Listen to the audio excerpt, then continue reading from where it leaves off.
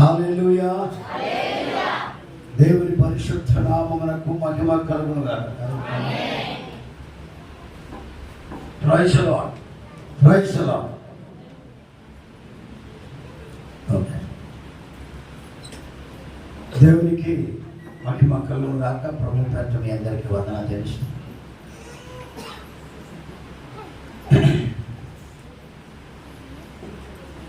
నిన్నటి దినాన ఒక పాస్టర్ గారు ఫోన్ చేశారు.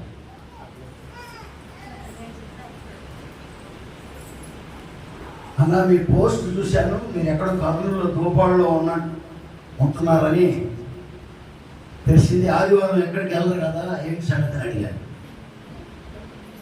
అంటే కంపల్సరీగా వెళ్ళాల్సి వచ్చింది, అందుకే వెళ్తానని చెప్పి. అంటే ఈ మీటింగ్ చాలా వరకు ఆంధ్రదేశంలో చాలా ప్రాంతాలకు వెళ్ళిపోయింది ఈరోజు మీటింగ్స్ అన్న.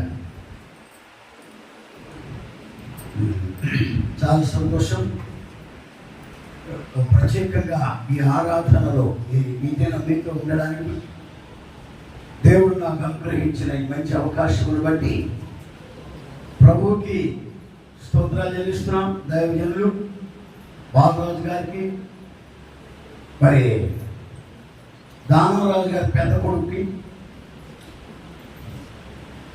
చిన్న కొడుకుకి, మూడో కొడుకుకి, లాస్ట్ కొడుకుకి వందనాలు అందరికీ.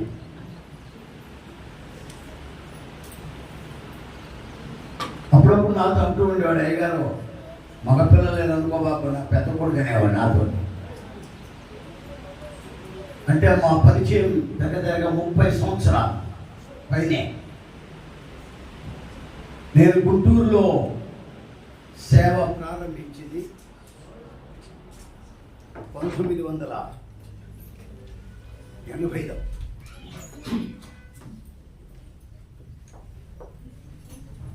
పాస్టర్ గారు నాకు పరిచయం అయింది 1983-84లో పరిచయం అయ్యాను.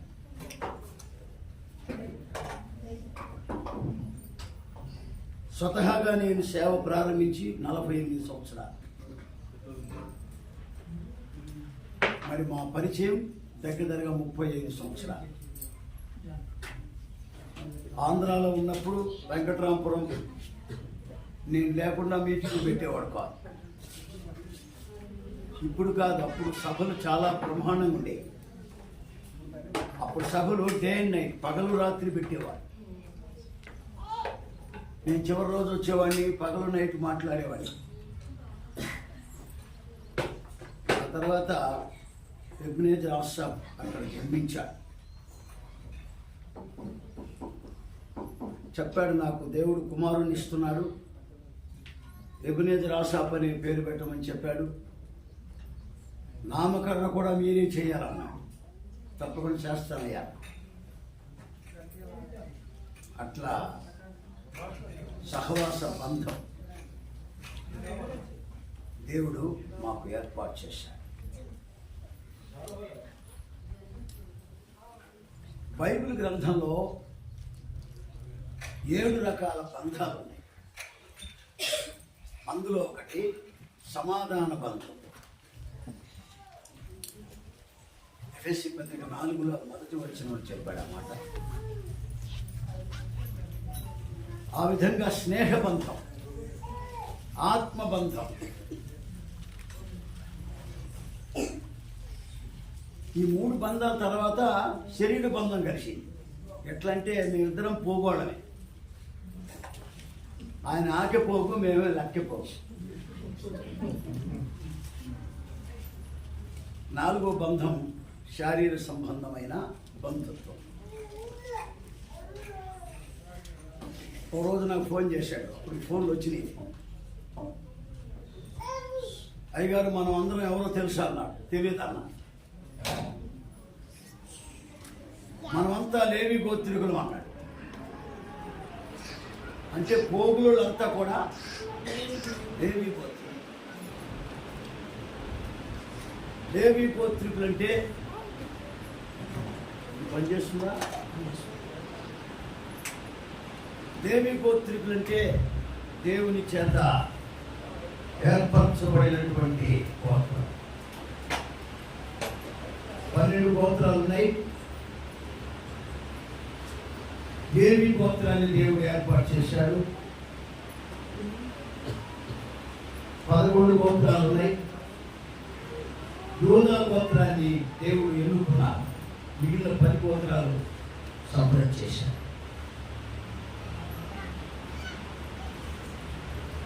దావీదుతో నిబంధన చేశాడు.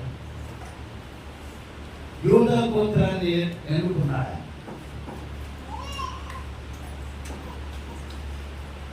రాజ్యము 2 భాగాలైంది. అలా అవడానికి కారణం సొలొమోను.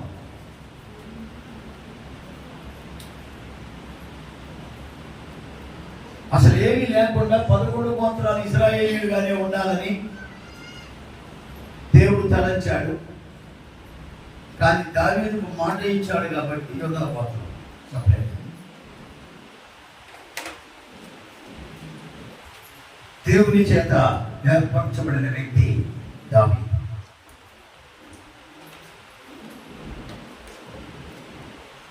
దామోరాజు గారి యొక్క జ్ఞాపకాలు ఎప్పటికీ మర్చిపోలేదు.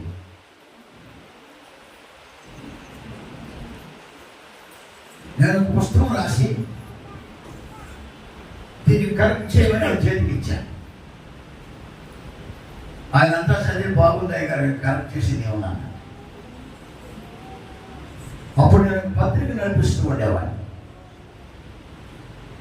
అయ్యగారి బొమ్మ వేసేవాడిని. ఆయన మెసేజ్లు పత్రికలో రిలీజ్ చేసేవాడిని. రాయలసీమకు నన్ను పరిచయం చేసింది ఆయనే.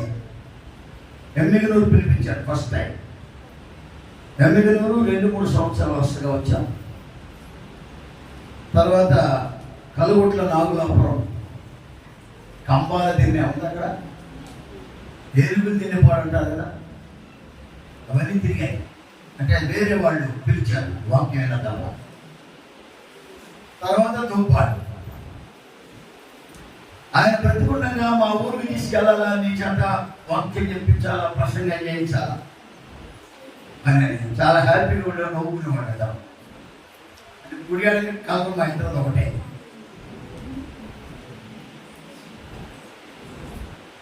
కానీ ఆయన బ్రతికుండగా అది జరగలేదు.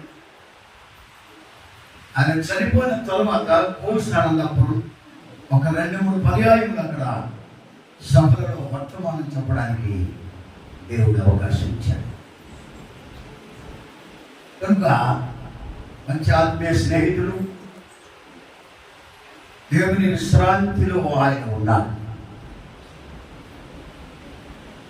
యేసు ప్రభు పునరుత్థానుడైన తరువాత పాత కొత్త నిబంధన భక్తులందరినీ ఒకే స్థలంలో పెట్టారు.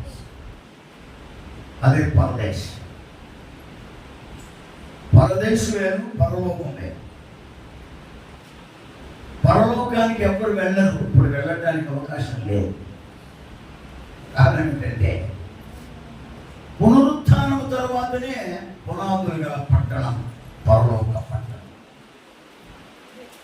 అంతవరకు విశ్రాంతిలో పరదేశంలో. పునరుత్థానంలో ప్రథమ ఫలము క్రీస్తే. పౌలు చెప్పాడు, పునరుత్థానుడు కాబట్టి డైరెక్ట్గా తండ్రి దగ్గరికి వెళ్ళాడు. అది ఆ ప్రభు ఒక్కడికే సాధ్యం, అర్హత. అందువలన పరదేశంలో ఉన్న విశ్రాంతి తీసుకుంటున్నటువంటి దైవజనుడు దామరాజు నిడమాంగుల్లో మొట్టమొదటి పరిచయం. ప్రసంగం చేస్తూ ఉంటే చాలా ఆసక్తిగా కూర్చొని పక్కన వింటూ ఉండేవాడు. ఎదురుగా కూర్చునేవాడు. నా మెసేజ్ అయిన తర్వాత పాట పాడాడు. నాకు పాటలు అంటే చాలా ఇష్టం. మంచి వాయిస్, దేవుడు మంచి స్వరం ఇచ్చాడు. స్వరము దేవుని యొక్క వరం. దామరాజు గారు పాడుతుంటే చాలా అందంగా, చాలా మనసుకి ఆనందదాయకంగా. ఆ పాటల ద్వారా మాకు స్నేహం ఏర్పడింది. ప్రసంగాలు 3 సంవత్సరాలు వరుసగా వెళ్ళిన తర్వాత ఒకరోజు మేము కలిసినప్పుడు మేము ఎక్కువ ఎక్కడాపురంలో కలుస్తాం, కూర్చొని మాట్లాడుకుంటుంటాం. నువ్వు 7 అంశాలు చెప్తావు కదా, ఏ సబ్జెక్ట్ తీసుకున్న 7 అంశాలు చెప్తావు కదా, ఎట్లా చెప్తావు? బాబా నాకు కూడా చెప్తా బాబా అని గడ్డపడు.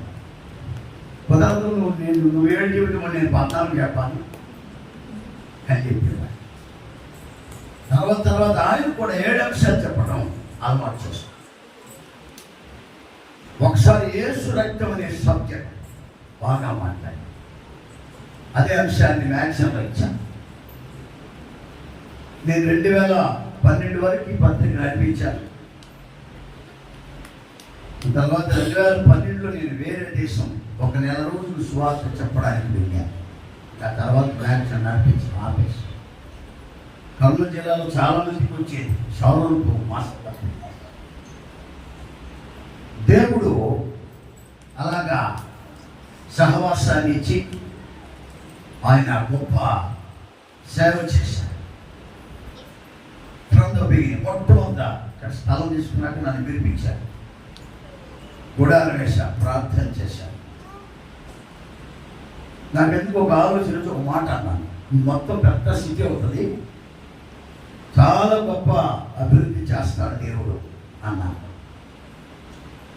ఇంకా తర్వాత అన్నది కాలంలోనే ఆయన మరణ వార్త వినాల్సి వచ్చింది. ఏదేమైనా దేవునికి ఇష్టమై అతనిని నలుగుకుంటుట నాకు ఇష్టం. యాక్సిడెంట్లో ఏంజల్ చనిపోయినప్పుడు దినకర్ణ గారు ప్రార్థన చేశాడు, నా కూతురు నాకు పంపించిన. దేవుడు అన్నాడు, నా దగ్గర ఉంటుంది క్షేమంగా, ఎందుకు అమ్మడదా ఏం చెప్పు. తర్వాత ఆయన కూడా చనిపోయాడు.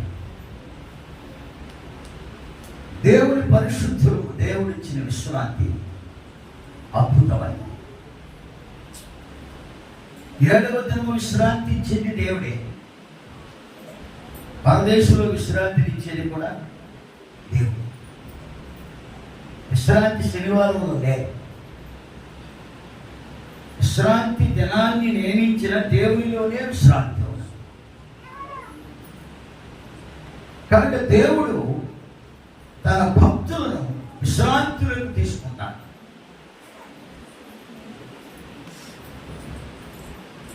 సో ఈ మధ్యాహ్న కాలమున ఓ చిన్న మాట మీతో చెప్పాలని ఆశపడుతున్నాను.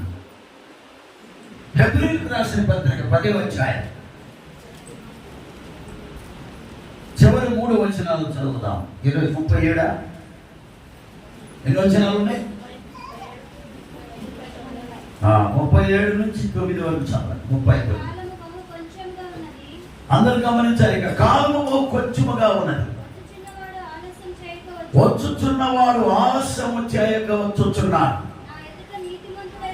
నా ఎదుట నీతిమంతుడైన వాడు విశ్వాసమూలముగా జీవించును, కానీ అతడు వెనుక తీసిన అతని యందు నా ఆత్మకు సంతోషం ఉండదు. ప్రార్థన చేద్దాం. మహిమగల తండ్రి, మా గొప్ప దేవుడు, మా రక్షణకర్త ప్రభువా, నీకు స్తోత్రాలు చెల్లిస్తున్నాం. ఈ యొక్క 26వ వార్షికోత్సవం, స్తుతి ఆరాధన, జ్ఞాపకార్థ సభ, 3 విషయాలలో 3 విధాలుగా ఈ గొప్ప సభను మీరు ఏర్పాటు చేసినందుకు స్తోత్రాలు ప్రభువా. ఈ మధ్యాహ్న కాలంలో పాటల ద్వారా, సాక్ష్యముల ద్వారా మీరు మహిమ పొందారు. వర్తమానము ద్వారా కూడా మీరు మహిమ పొందమని మనం చేస్తూ ఉన్నాం. మాట్లాడుతున్నవాడు వంటివాడు ప్రభువా, మరుగుపరిచి మాట్లాడి మీరు మహిమ పొందండి. మీరు హెచ్చింపబడాలి. వాక్యము వినగల చెవి, గ్రహించే మనస్సు ప్రతి ఒక్కరికి ఇవ్వండి. సేవకుని మరుగుపరిచి మీరు మాట్లాడి మహిమ పొందమని యేసు నామమున వేడుకొనుచున్నాము తండ్రి, ఆమేన్. హల్లెలూయా.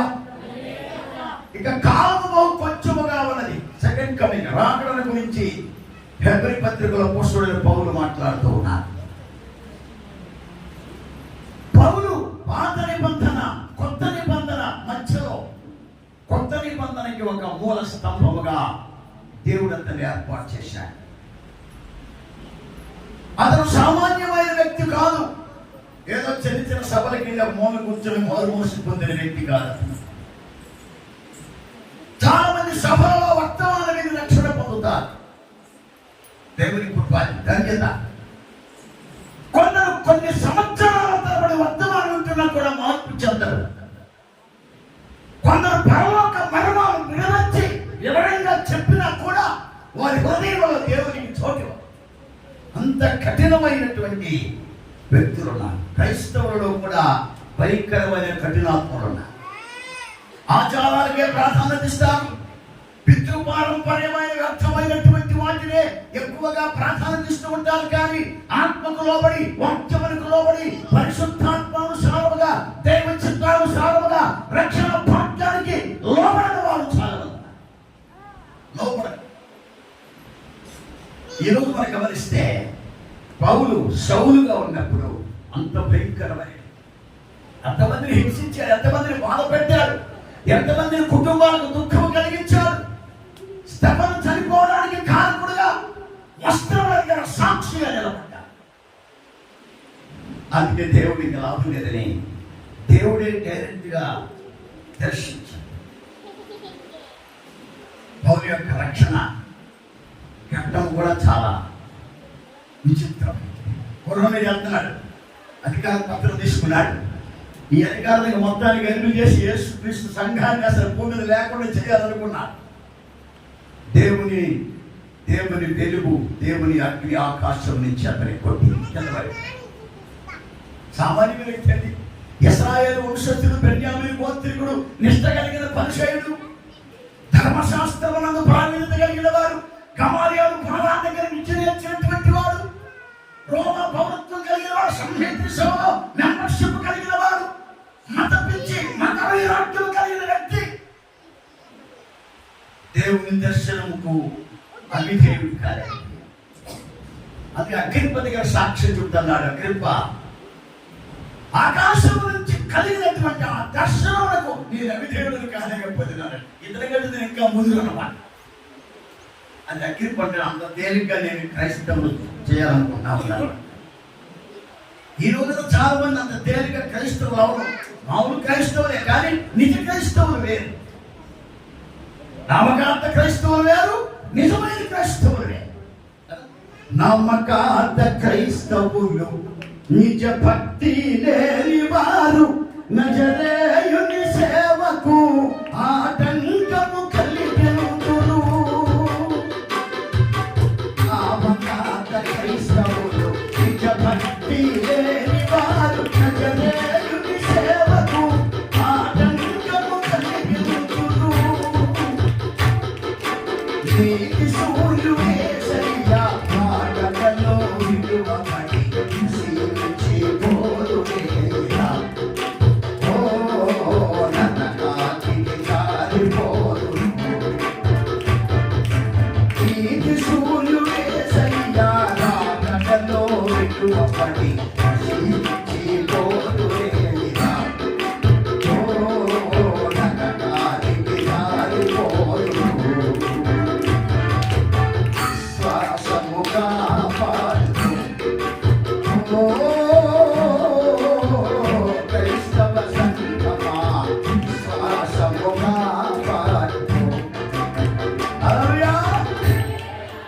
దేవుని దర్శనం పొందిన తర్వాత సౌలు పౌలయ్య. సౌలు అంటే ఇద్దరు ఉన్నారు. పాత నిబంధనలు ఒకటి ఉన్నారు. తార్సువాడైన సౌలు, అతని తండ్రి పాత నిబంధనలో ఉన్న రాజైన సౌలు కంటే నా కొడుకు గొప్పవాడు కావాలన్న అభిప్రాయంతో ఆ పేరు ఇద్దరికి పెట్టారు. కానీ అలాగే గొప్పవాడే దేవుని దర్శనం పొందిన తర్వాత. సౌలు అంటే అధికుడు. అధికుడు అంటే అతిశయము కలిగిన వాడు, గర్వము కలిగిన వాడు, అహంభావం కలిగిన వాడు. ధనగర్వం, కులగర్వం, మతగర్వం, పదవీ గర్వం, విద్యాగర్వం, ఇలాంటి గర్వాలు ఎంతమందికి లేవు ఈ రోజుల్లో క్రైస్తవులకి. అన్ని రకాల గర్వాల చేత అహంభావంతో ప్రవర్తించిన వ్యక్తిని ఒక్క దర్శనంతో పౌలుగా మార్చారు. ఆ పౌలుని చిన్నవాడు, తగ్గింపు కలిగి, తగ్గింపు వచ్చేసింది, వినయం వచ్చేసింది, విధేయత వచ్చేసింది, నమ్మకం వచ్చేసింది, లోబడే స్వభావం వచ్చింది, క్రీస్తు యేసు కలిగిన మనసు వచ్చింది. అందుకని 14 పత్రికలు జైలుకి రాశారు. 14 పత్రికలు రాశారు.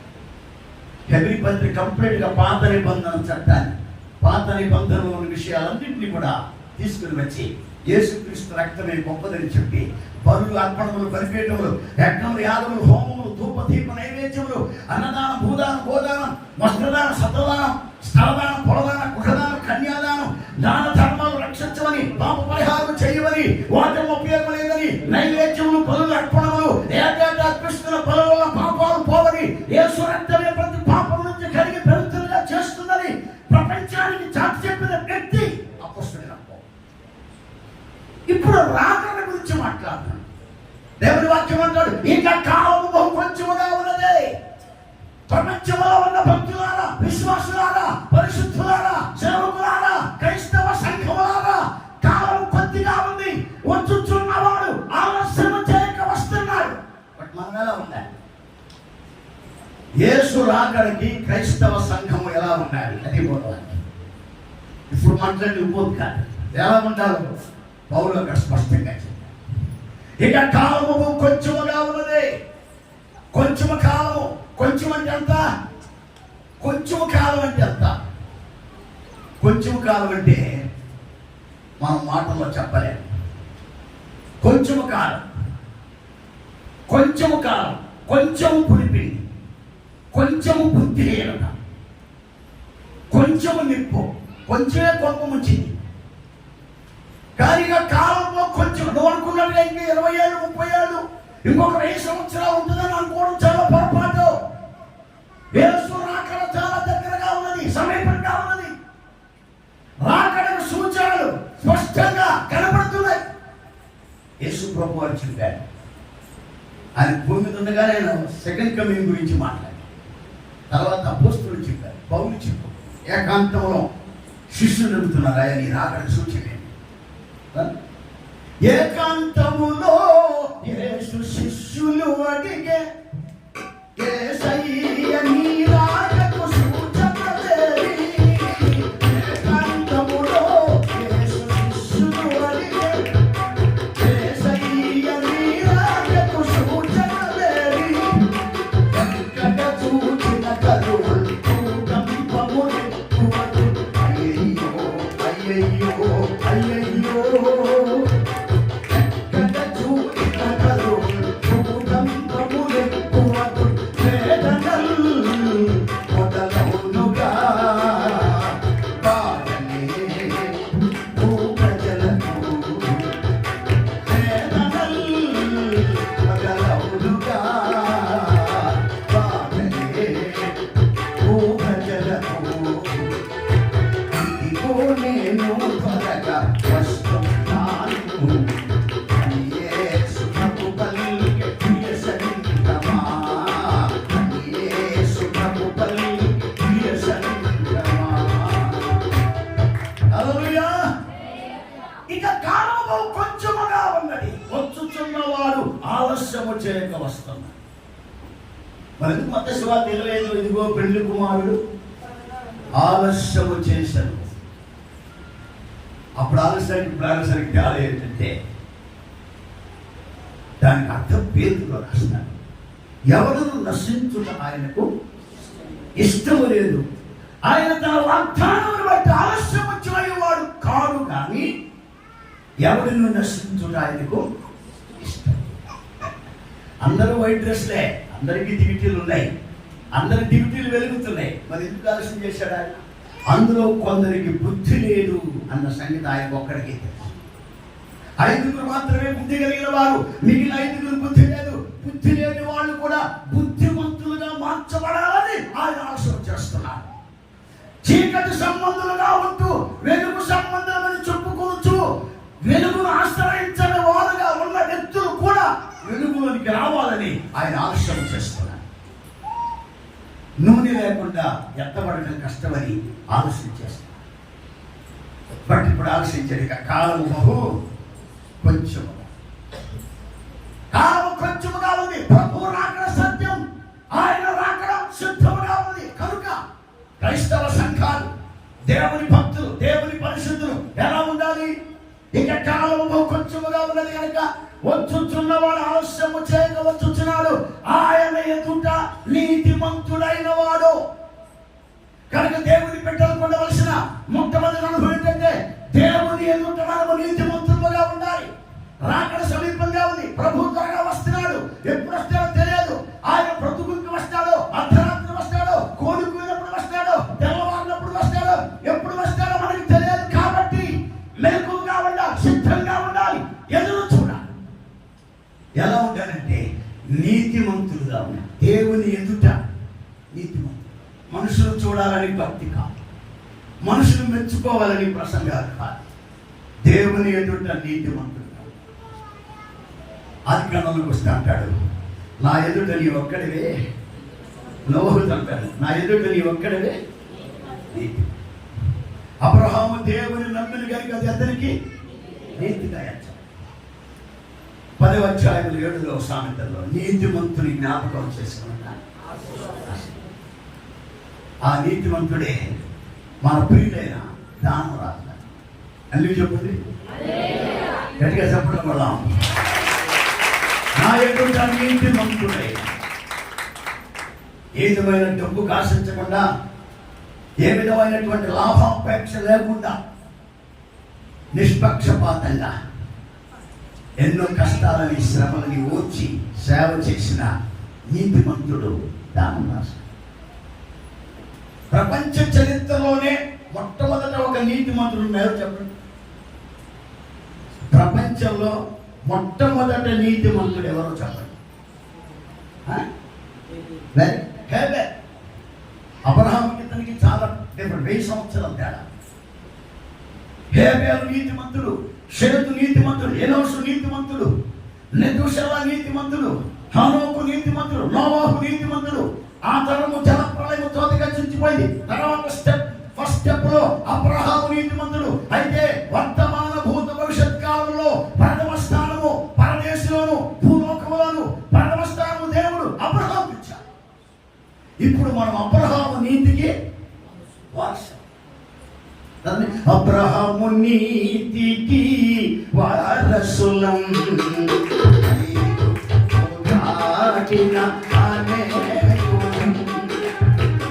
అబ్రహాము నీతికి వారసులం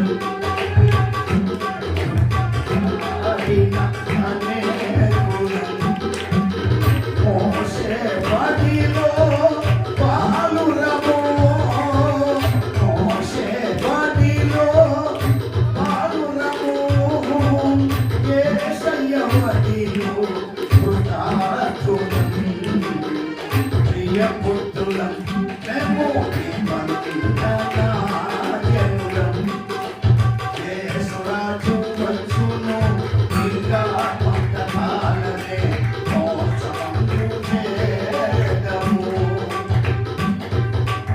యేసురాజు వచ్చును ఇంకా కొంతకాలమే, మోక్షమందు చేరదము.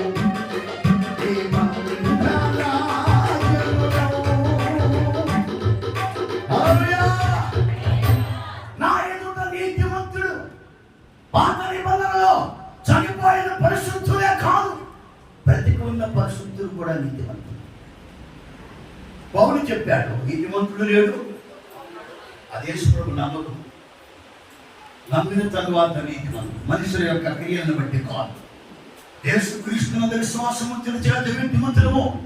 ఒక మనిషి నీతిమంతులుగా తీర్చబడాలంటే తల్లి గర్భంలో పుట్టుకతో ఎవరు నీతిమంతులుగా తీర్చబడలేరు. ప్రతి మనిషికి జన్మ కర్మ పాపాలు ఉంటాయి. అయితే యేసుక్రీస్తునందు విశ్వాసం ఉంచి మారు మనసు పొంది పాప క్షమాపణ నిమిత్తము యేసుక్రీస్తు నామములోనికి బాప్తిసం పొందిన వాడు నీతిమంతుడు.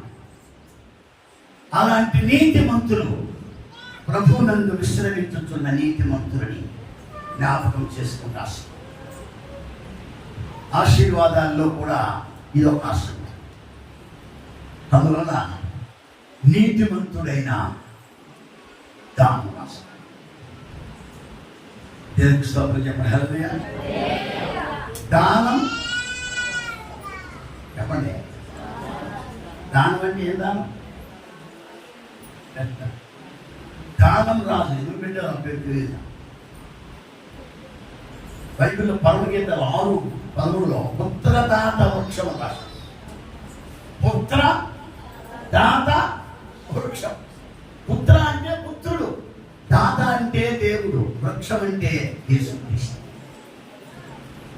లోక పాప పరిహారార్థమై దేవుడు తన కుమారుని దానంగా ఇచ్చాడు. దానం రాదు, యేసుక్రీస్తు దానానికే రాదు. ఆ యేసును ఆరాధిస్తున్న ఆయన సేవకుడు దానం.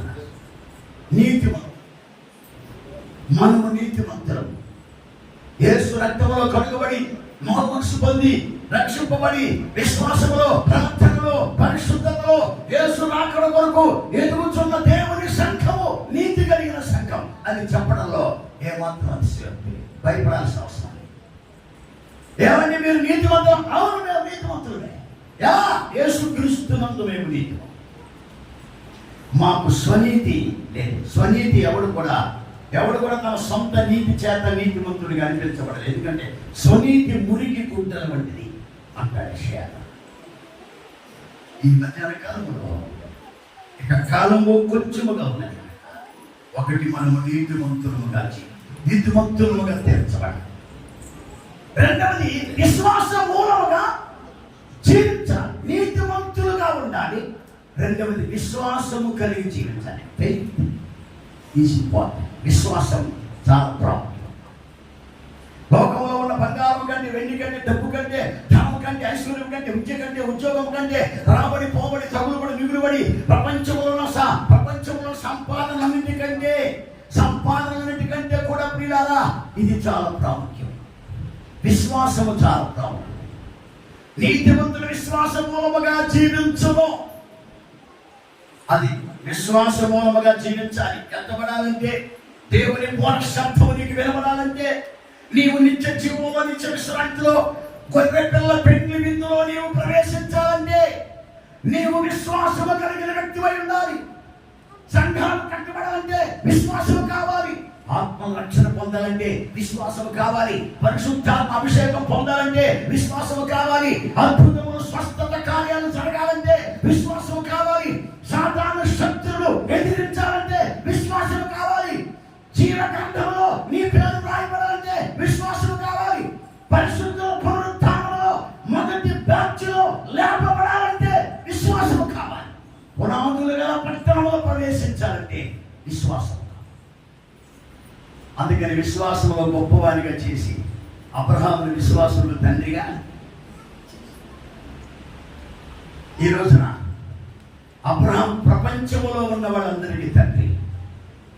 కానీ కొందరు దైవజనులు కొన్ని సహవాసాలకు, కొన్ని సంఘాలకు తండ్రులుగా ఉండడానికి దేవుడు వారికి అవకాశం ఇచ్చారు. హల్లెలూయా అని చెప్పండి. హల్లెలూయా. ఇందాక సిస్టర్ సాక్షి చెప్పింది మా తండ్రి అని. బ్రదర్ సాక్షి చెప్పి తండ్రి అని. తండ్రి అంటే శరీర సంబంధమైన తండ్రి కాదు, ఆత్మ సంబంధమైన తండ్రి. విశ్వాస వీరులు తండ్రులు.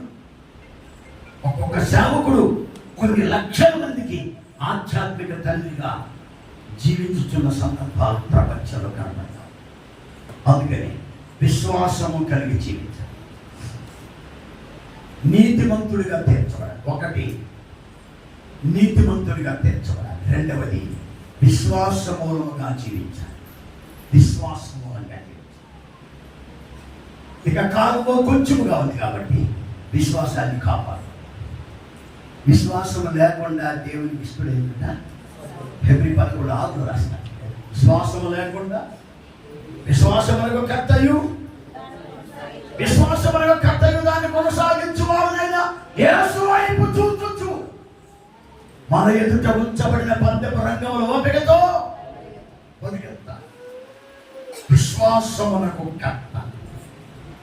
ఒక పాటలు వచ్చిన నా చిన్నప్పుడు నేర్చుకున్నా, మీకు కూర్చోనుకున్నా.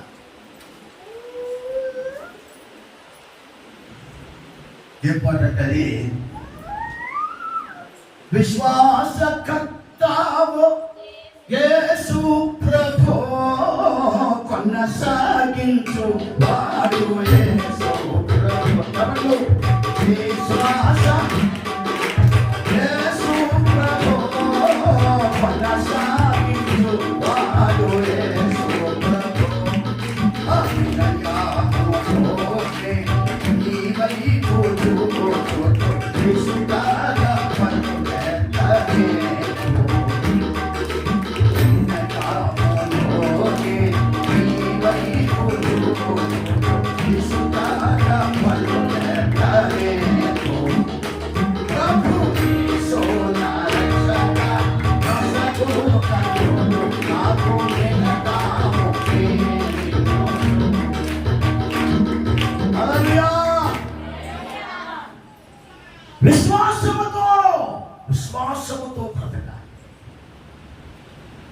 విశ్వాసము కలిగి జీవించాలి. నీతిమంతుడు విశ్వాస మూలముగా జీవించాలి. చూడండి, ఒక సేవకుడు తన ఇంటి దగ్గర నుంచి బయలుదేరి ఒక గ్రామానికి వెళ్ళాడు. పోయేటప్పుడు బస్సు టికెట్ వరకే ఉంది పైసలు. రిటర్న్కి తిరిగి రావడానికి అతని దగ్గర బస్కి టికెట్ డబ్బు. ఆ ఊళ్ళో ఆయనంటే చాలా అభిమానం, ఆయనంటే చాలా ఇష్టం. ఆ పాస్టర్ గారు చాలా గౌరవిస్తారు. చాలా గృహాలు దర్శించాడు. ఏ ఇంటికి వెళ్ళాలని ఆ వందనాలని అంటున్నారు, ప్రార్థన చేయించుకున్నాను, టీ ఇస్తున్నారు, మంచినీళ్ళు ఇస్తున్నారు, అంతకంటే ఇంకేమి ఇవ్వట్లా. ఇక అయిపోయింది, టైం ఫస్ట్ టైం అయిపోయింది. లాస్ట్గా ఒక సిస్టర్ గారి ఇల్లు ఉంది, ఇంకా అది దర్శించి వెళ్ళిపోదాం అనుకుంటున్నాడు. లాస్ట్ గృహానికి వచ్చాడు. అనయా ప్రైజ్లాడనయా, చాలా కాలానికి వచ్చాం మేము, రండి అనయా, కూర్చోండి అనయా. బాగా ప్రభుత్వం మాట్లాడింది, గుర్తు చేసింది, వందనాలు చెప్పింది, మంచినీళ్ళు ఇచ్చింది, టీ ఇచ్చింది, ప్రార్థన చేయండి అనయా అన్నది. వెళ్ళిరాడా, వందనాలు చెప్పింది, టీ ఇచ్చింది, ప్రార్థన చేశాడు, వెళ్ళిరండి అన్నయ్య. అప్పుడు ఆయన అన్నాడు, అమ్మా ఎన్ని వందనాలైతే ఒక బస్ టికెట్ ఉందా? 100 అణాలు, 100 అణాలు, అర్థమైందా? 100 అణాలు. మనం అణాలు తీసేసి 4 అంటాం, 100 అణాలు. కొందరికి దేవుని సేవకుడు దర్శించినప్పుడు కృతజ్ఞత చెల్లించాలన్న భావన ఉండదు.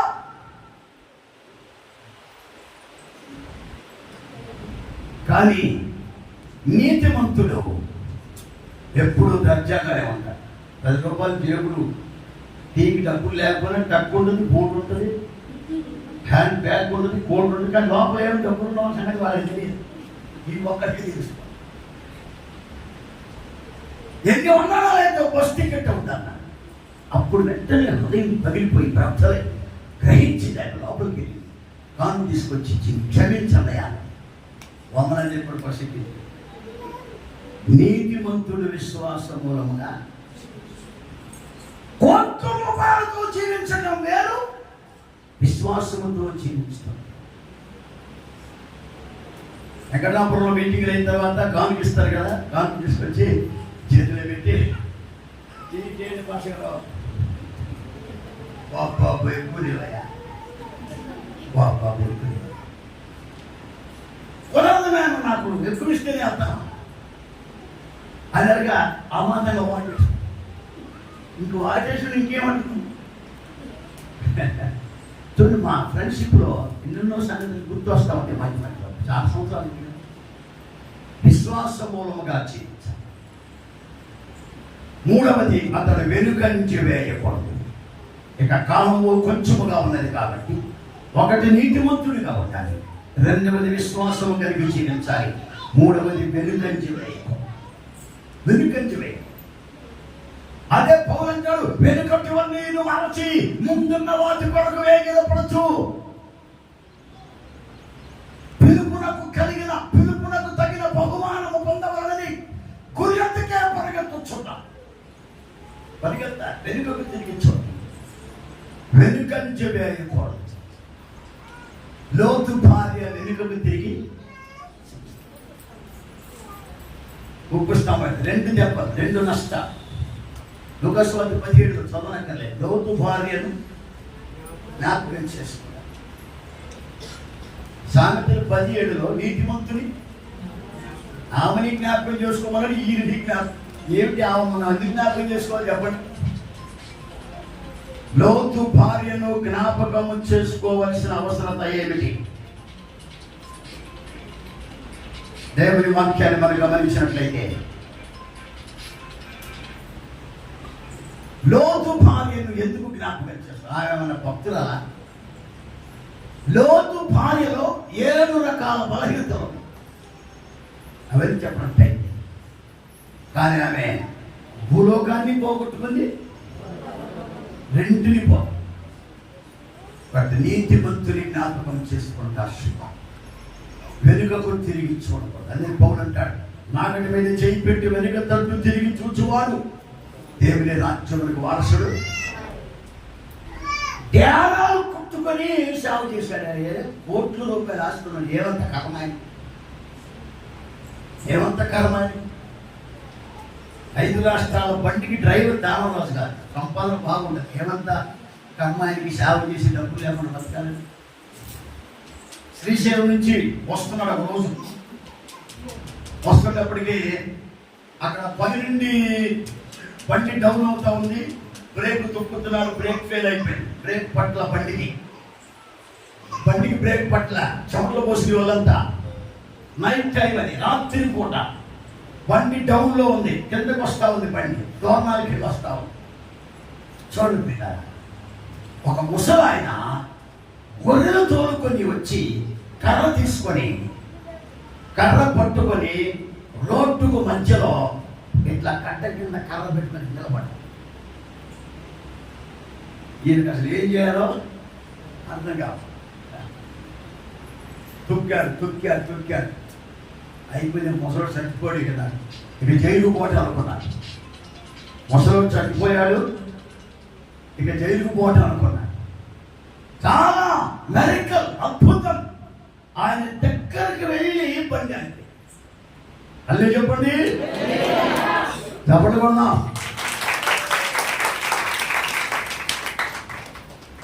బండి ఆగిపోయింది. బండి ఎలా ఆగిందో ఈయనకి తెలియదు. డోర్ తీసుకెళ్ళి ఏమైనా ముసలైనా అయిపోయేవాడు కదా, చచ్చిపోయేవాడు కదా అనేటప్పటికీ ఆయనకెళ్ళి చూసి చిరునవ్వు నవ్వి వెళ్ళిపోయాడు. బండి స్టార్ట్ చేశాడు. బ్రేక్ పడతాము. కొంత దూరం పడాక బండి పెరిగింది. ఈ మనిషి ఎవరు? అది బండి ఆగాడు. బయటకు చూశాడు. ఎంత దూరం చూసినా ఆయన కనపడలేదు. దేవుడే నా బండికి బ్రేక్ ఇచ్చాడు. హల్లెలూయా, హల్లెలూయా చెప్పండి. వెనుకంజ వేయకూడదు. అందువల్ల వెనుక తట్టు చూడకుండా దేవుని యొక్క రాజ్యము మీద కాంక్ష కలిగి గురివెత్తకి పడిగాడు. ఇక కాలం కొంచెముగా ఉంది. వెనుకంటి వేయబాక. ఆస్తి ఉన్నా లేకపోయినా, అంతస్తు ఉన్నా లేకపోయినా, డబ్బు ఉన్నా లేకపోయినా, రాబడి పోబడి తగులుబడి మిగులుబడి ఉన్నా లేకపోయినా, నష్టము కలిగిన కష్టము కలిగిన, శోధనలు వచ్చిన, ప్రాణాపాయం వచ్చిన, మరణము సంభవించిన, వెనుకకు తిరిగి చూడబాక. గురిగట్టుగా పరిగెత్తు. ఎందుకంటే ప్రభువుని ఎదుర్కోవడానికి టైం ఎక్కువగా లేదు. వెనుకంచి వేయి, వెనుకకు తిరిగి చూడకూడదు. దేవుని వాక్యంలో మనము నశించుట కొరకు వెనుకంచి వేయి వారము కావు అంటారు. అది వచ్చింది. వెనుకంచి వేస్తే నశించిపోతారు. ఇంకేముండదు. నశించిన దాన్ని వెనక రక్షించిన కొరకు మనిషి కుమారుడు వచ్చినట్టుగా లూకా 19:10 రాసిన మాట ప్రకారంగా నాశనకరమైన గోతుల నుంచి నేను రక్షించి తన కొరకు సాధనంగా ఏర్పరచుకున్న తరువాత కూడా నీ వెనుకకు తిరిగి చూస్తే ఇక నశించిపోవే. ఇక నెట్టింపు మన రక్షణ లేదు. అవకాశం మళ్ళీ బాప్తిసం తీసుకుని రక్షణ పొందాల్సిన పరిస్థితి ఉండదు. అందుకని వెనుకంచి వేయక. వెనుకటివన్నీను మరచిపోవాలి. వెనుకటివన్నీయును మరచి ముందున్న వాటిని కలచి వేగిరా పడుతూ మరి ఓర్పుతో జనుకు ఉరియోచకు చేరన్ నా మటుకైతే బ్రతుకుట క్రీస్తే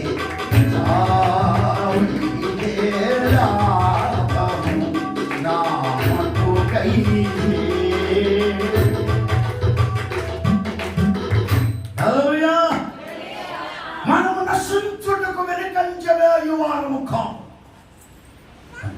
వెనుకకు తిరిగి చూడాలి. తర్వాత ఆత్మను రక్షించుకుని వారమయ్యుందుమంట. ఆత్మను రక్షించుకుని వారమై ఇక కాలం కొంచెముగా వచ్చు చూడడం కూడా ఆలస్యం చేయక వస్తున్నారు. టైం లేదు. మరి ఏం చేయాలంటే దేవుని విశ్వాసము కలిగిన వారమైన, నీతిమంతులమైన, విశ్వాసము కలిగిన వారమైన వెనుకంజ వేయకుండా ఉండాలి. ఆత్మను రక్షించుకోవాలి. 4 విషయాలు. ఆత్మను రక్షించుకోవాలి. 5వది ఏంటంటే తండ్రిని సంతోషపరచాలి. తండ్రిని సంతోషపరచాలి. మీరు వెనుకంజ వేసేలా మీ ఆత్మ విషయమై మీ విషయమైన ఆత్మ యందు నాకు సంతోషం కనుక తండ్రిని సంతోషపరిచే సేవ చేయాలి. మనం చేస్తున్న సేవ, మన విశ్వాస యాత్ర, మన ఆధ్యాత్మిక జీవితం పరమ తండ్రిని సంతోషపరిచేటువంటి జీవితం మనకు ఉండాలి. మనుషులను సంతోషపరచుట కొరకు జీవించబాక. సహజంగా భార్యను సంతోషపరచాలని భర్త, భర్తను సంతోషపరచాలని భార్య సహజంగా లోకంలో జరుగుతూ ఉంటుంది. కానీ సొలొమోను ఒక మాట అంటాడు, జ్ఞానము గల కుమారుడు తండ్రిని. మనము తండ్రిని సంతోషపరచాలి. దేవుని వాక్యములో తండ్రిని సంతోషపరచాలి. వెనుకంజ వేస్తే సంతోషం ఉండదు. నీవు వెనుకడుగు వేస్తే, నీవు ఆరాధన మానేస్తే, నీవు విశ్వాసాన్ని కోల్పోతే, నీ భక్తిని కోల్పోతే, మతానికి తెలిసి, కులానికి తెలిసి, మనుషులకు తెలిసి, దేవుని విడిచిపెట్టి, సంఘాన్ని విడిచిపెట్టి, సేవకుడిని విడిచిపెట్టి, ఆధ్యాత్మిక జీవితంలో బలహీనమై వెనుకకు తిరిగి వెళితే ఒకటి నీకు రక్షణ ఉండదు, నీ ఆత్మకు రక్షణ పోతుంది. తర్వాత నీ పరలోకపు తండ్రికి సంతోషం.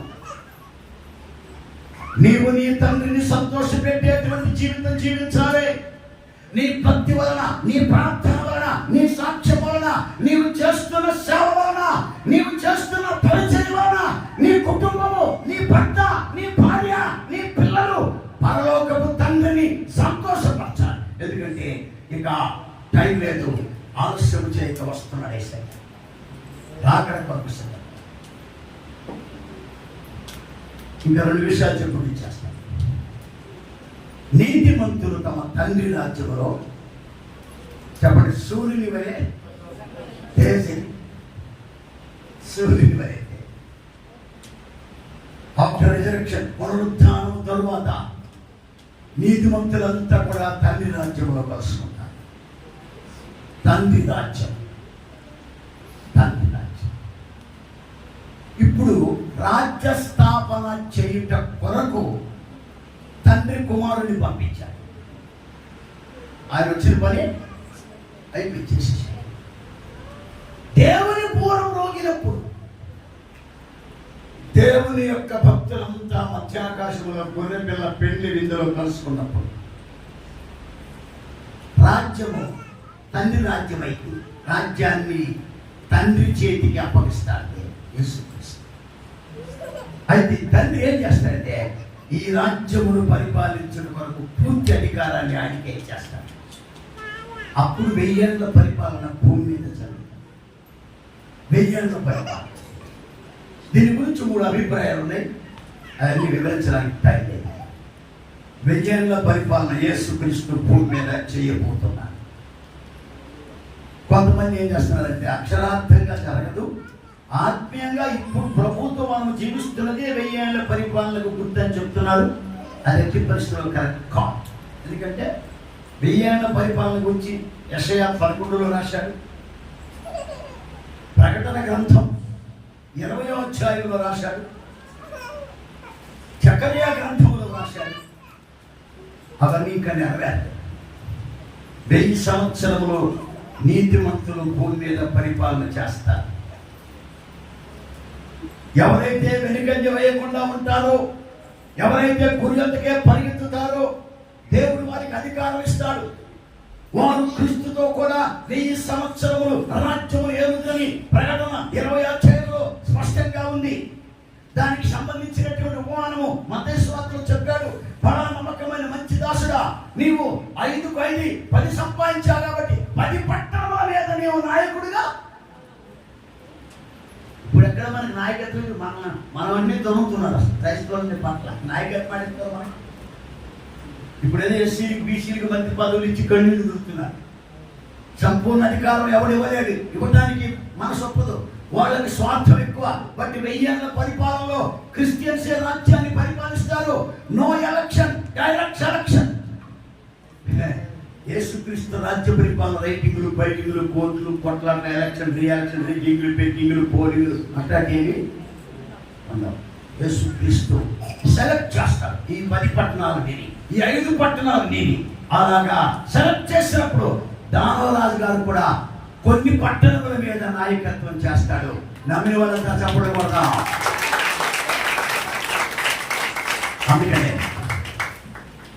నీతిమంతులు తండ్రి రాజ్యంలో సూర్యుడు వలె తేజరెడుతారు. ఇక కాలము కొంచెంగా ఉంది కాబట్టి ప్రభు వస్తున్నాడు.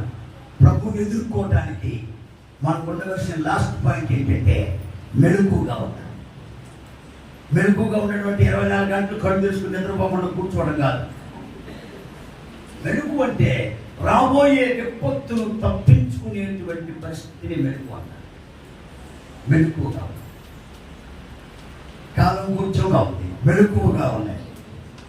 ఇక ప్రభు రాకడ సమీపంగా ఉంది, మెలకువగా ఉండండి. మెలకువగా ఉంది. ప్రకటన గ్రంథంలో 2-3 అధ్యాయాల్లో 7 సంఘములతో దేవుడు మాట్లాడుతూ అన్ని సంఘాలకు వచ్చేటప్పుడు ఒక మాట చెప్పాడు. ఆత్మ సంఘములతో చెప్పుచున్న మాట చెవి గలవాడు వినుగాక. మెలకువ ఉంటే, చెవులుంటే, వింటే, విశ్వాసంలో స్థిరపరచబడి యేసు రాకడ కొరకు ఎదురు చూడాలి, సిద్ధపడాలి. దేవుని రాకడ కొరకు సిద్ధపడాలి. చెవులు ఉన్నాయా? ఉన్నాయి. కానీ చెవులు, పెడ చెవులు, దురద చెవులు, కల్పన కథల వైపు తిరిగేటువంటి వాక్యమును విని గ్రహించే చెవులు లేవు. ఒక చిన్న ఉదాహరణ చెప్పి ముగించేస్తాను.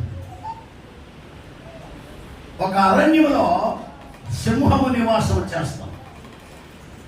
కొంచెం దూరంలో జింక గుహలో నివాసం చేస్తాం. సాయంకాలం పూట మేతకి వెళ్తుంది. జింక తల్లి చెప్తుంది, నేను ఆహారానికి వెళుతున్నాను, నీవు గుహలోనే ఉండాలి. సంతోషం కలిగిన, ఆనందం కలిగిన, ఎగరాలనుకుంటే, నాట్యం ఆడాలనుకుంటే, డాన్స్ చేయాలనుకుంటే గుహలోనే, బయటికి రావాక. ఇది సరిపోవట్లేదు, నాకు కొంచెం విశాలమైనటువంటి మైదానంలోకి ఎగురుదాం అనుకుంటే పక్కనే సింహం ఉంది. వెంటనే నిన్ను చంపేస్తే నా కుమారి నేను చెప్పే మాటలు జాగ్రత్తగా విను అని చెప్పి సుమారుగా 15 నిమిషాలు ఉపదేశం చేస్తే ఉపదేశం అయిన దాకా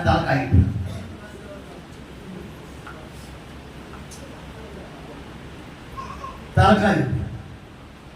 తర్వాత ఏమైందండి, ఆ తల్లి ఆహారానికి వెళ్ళిపోయింది. ఈ జింక పిల్ల గుహలో డ్యాన్స్ చేస్తూ ఉంది, ఆనందంతో గంతులేస్తూ ఉంది. ఈ ఆనందంలో, ఈ సంతోషంలో తల్లి చెప్పిన ఉపదేశము మర్చిపోయింది. గుహ దాటి బయటకు వచ్చింది. విశాలమైన మైదానం కనపడింది. అబ్బో ఇది బ్రహ్మాండంగా ఉందనుకుంది. అలా ఎగురుతుండే అదే టైంలో సింహం తన ఆహారం కొరకు బయటకు వచ్చింది. జింక పిల్ల చూసింది, పరిగెత్తుకొని పోయి పంచాయతీ ఒకే దెబ్బ కొట్టింది. దెబ్బకు పడిపోయింది. పీక పొడికి బ్లడ్ తాగేసింది, రక్తం. దీనికి 2 పిల్లలు ఉన్నారు. ఆ 2 పిల్లలు కూడా తీసుకొచ్చి ముగ్గురు కలిపి తినాలనుకుని ఆ చచ్చిపోయిన కడేపురం అక్కడ పడేసి సింహం తన గుహకు వెళ్ళింది. ఇదంతా ఒక నక్క కనిపెట్టింది. నక్క వచ్చి ఏం చేసిందంటే గోపాల మట్టుకు 2 చెవులు కొరికేసి తినేసింది. కనపడ గుర్తుపట్ట 2 చెవులు కొరికేసి తినేసింది. తిని అంత దూరం వెళ్ళిపోయి తోక కింద చేసుకొని కూర్చుంది. సింహం వచ్చింది, పిల్లలిద్దరు తీసుకొచ్చి అగేందు కలయి చూసింది. చూస్తే పోడి తల, చెవులు లేకపోతే తల పోడి తల. ఇందాక వెళ్ళినప్పుడు చెవులు ఉన్నాయి, ఇప్పుడు చెవులు లేవు. ఇందులోకి ఏమైనట్టు అటు ఇటు పాల చూసింది. అంత దూరంలో నక్క కూర్చోనుంది. సింహం ఉంటుంది, ఏ నక్క, మహారాజా నమస్కారం. ఎత్తులు మారింది, చిత్తులు మారింది. నక్క మామూలు కాదు. మహాప్రభు పిలిచాను, ఆవులు పిలిచాను. నేను వెళ్ళేటప్పుడు దీనికి చెవులు ఉన్నాయి, ఇప్పుడు దీనికి ఈ చెవులు ఏమైంది? నక్క పెద్దగా నవ్వింది. నవ్వితే ఎందుకు నవ్వుతున్నావు అని సింహం అడిగితే నక్క నవ్వలేదు. తమ మహాప్రభువులు, మహారాజులు ఇన్ని సంవత్సరాలు అరణ్యంలో మహారాజుగా మీరు ఎవరు కూడా చేస్తున్నారు. ఈ చిన్న విషయం మీకు తెలియదా? జింకకి ఎక్కడ మీరు చెవులు ఉంటున్నా? అసలు 99% అనుమానం ఉంటుంది సింహవాడు. జింకకి ఎక్కడన్నా చెవులు ఉంటాయా?